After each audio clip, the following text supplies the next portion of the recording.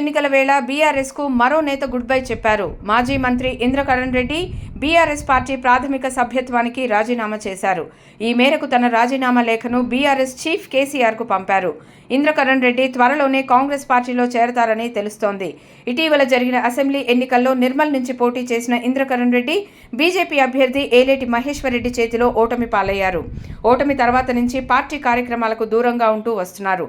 ఇటీవల కేటీఆర్ అధ్యక్షతన జరిగిన ఆదిలాబాద్ పార్లమెంటరీ పార్టీ సమావేశానికి సైతం ఆయన హాజరు కాలేదు. ఇంద్రకరణ్ రెడ్డి కాంగ్రెస్లో చేరతారని కొద్ది కాలంగా ప్రచారం జరుగుతోంది. తాజాగా బీఆర్ఎస్కు ఆయన రాజీనామా చేయడంతో ఈ ప్రచారానికి బలం చేకూరింది.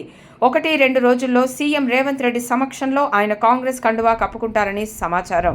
2014లో బహుజన్ సమాజ్ పార్టీ తరపున గెలిచిన ఇంద్రకరణ్ రెడ్డి కొద్ది కాలానికే బీఆర్ఎస్ గూటికి చేరారు. తెలంగాణ తొలి మంత్రివర్గంలో చోటు దక్కించుకున్నారు. 2018 అసెంబ్లీ ఎన్నికల్లో మరోసారి విజయం సాధించిన ఆయన రెండోసారి కూడా కేసీఆర్ కేబినెట్లో స్థానం సంపాదించారు.